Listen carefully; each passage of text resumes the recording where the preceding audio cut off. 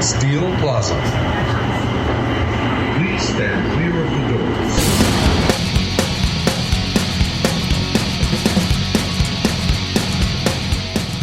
You are listening to Darkest Corners of the World, a Steel Plaza podcast production. Thanks for tuning in and sharing with a friend, and as always, thank you for your donations to www.paypal.me/Steel Plaza Podcast. Your donations help keep this mighty Viking vessel afloat on our voyage toward the mainland of the independent artist, and helping us navigate these dark waters with the sunstones of melodic metalcore from Roskilde, Denmark. Please welcome Serene and Anders from the band Cryosphere. Hello. Hello. It's a pleasure to be here. Yes. Thanks for being here and taking the time to coordinate with us. So, can you tell us about your music? Where do you draw inspiration from to craft such a rich oral environment of sound? Yeah, we actually draw a lot of inspiration from a lot of different sources. We are 6 people in the band that has 6 different tastes of music, and then we just draw from whatever we all think sounds good and try to combine them into one piece, Yeah. So yeah, it's a mix between a lot of genres and a lot of ideas, and then it creates the sound that we're going with. So Yes. Does the music come first and the vocals second? Actually, we try a bit some different stuffs. Like sometimes it is the vocals first, and we try to make songs with that first, and other times it's the music first. So yeah, it depends on the song or how we just feel like doing in the moment, Right. Yeah. Sometimes I have an idea for some melody, and then I write it down, and then I give it to the boys, because it's kind of easier for me to fit my vocals into music when I do it first. But other times they write something and I just fit something into it. So it kind of depends on the situation.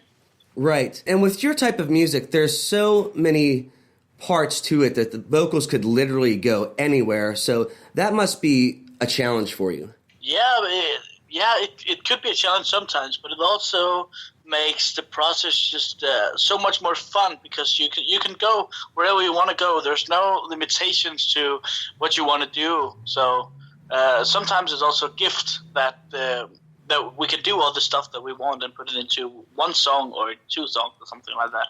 That's pretty cool as well. Yeah, it's very fluid. That's what I like about it. So there's 6 members in Cryosphere. So you guys are like the Eagles or something. I mean, that's a lot of people.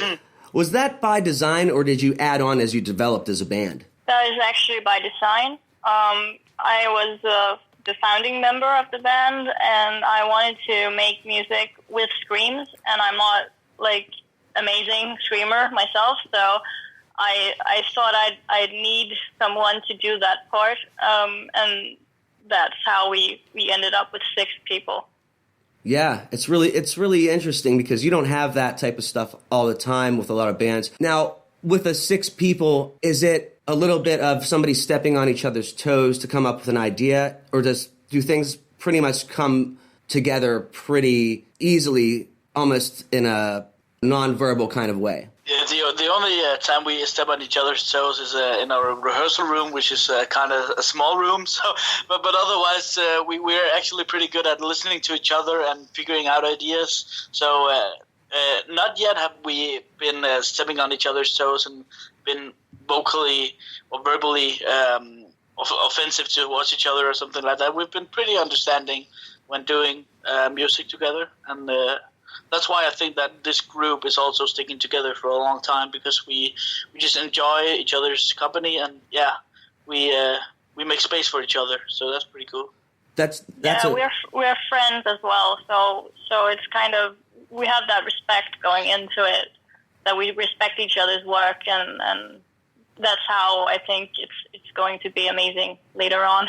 Yes, absolutely. I agree with that, because if you're not friends with the other people in your band, it almost feels like you're going to a job that you don't want to go to. I've been in bands in that situation before, where it's sort of like you don't even know the one guy, and it's sort of this unspoken standoffish thing where he's sort of looking at his watch and just going through the motions. So that's a great thing to be all friends on the same level. Yeah, and if also you're not, go on. sorry. If you're not friends, it's hard to express what you feel about something, and it has to be an environment where you can tell the other person that you don't like this riff or you don't like this thing, it's not good enough or something, and the other person has to take that into account without getting angry or anything. So. Absolutely. And in the song creation process, emotion, I would say, is the core of the writing process, and I think you guys captured that perfectly. Oh, thank you. Thank you. Yeah, thank you very much. Well done. We'll be right back here with Cryosphere after we hear from an artist from Gdańsk, Poland. This is Arshenic with their song Follow.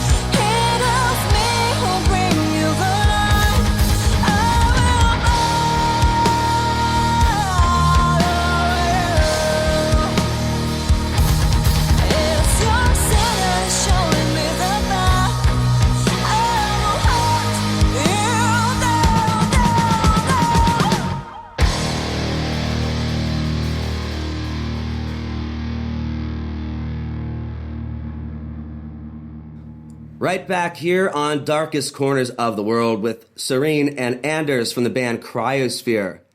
Now, have you ever played a show where things were simply not going correctly from the start? Almost all of them. It's easier to ask us if we have had any perfect shows, because then the answer would have been no, because we always go into some technical difficulties, and we have to fix that on stage, and otherwise we also try to be stopped while performing, because another band that thought they were bigger than us wanted to start a little bit earlier on another stage, and they thought that we were too loud, so they actually called and stopped us. So we've been through a lot, and none of our shows have been perfect yet. I think there's always been some sort of difficulty with sound or anything other than that. So that was my next question. Do you have difficulties with sound when you're playing live with so many people? Actually, yeah, we do, because there's we do have some backing tracks, and we do the vocals of us are we do a lot of different techniques into the microphone, which is set to control one part of what we're doing. Like if Serene is singing clean, and she sometimes screams a little bit, they don't add up for that sometimes, and then the sound is a bit mushy. Yeah. And I do some low fries and high fries, and it's not all the time that they cut through. Sometimes my low fries are in the bottom mix with the bass drum and the bass, and it also just sound a bit mushy. So there's a lot of difficulties. Yeah, I've had shows multiple occasions where I could not hear myself singing at all through the monitors, and it was sort of a thing where you're just singing louder and louder, hoping that it's coming out the correct way you want it to. And those shows, interestingly enough, people have said, wow, that was your greatest show you've done, Yeah, and you don't even know what's going on yourself. Right. We are very afraid of doing so, because if we, try too hard, you can actually damage your performance as well. So we are pretty afraid of pushing too much when the sound is wrong, because sometimes it's our in-ear monitors that doesn't work that well, or sometimes it's a whole other thing. So I've never had any success with in-ear monitors. They never work for me, and I don't know why. I might be deaf in one ear. I don't know.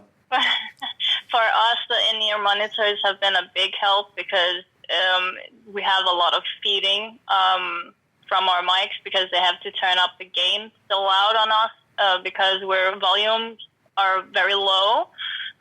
And so when we have in-ear monitors, it's easier for us to hear ourselves, because they can turn it up more.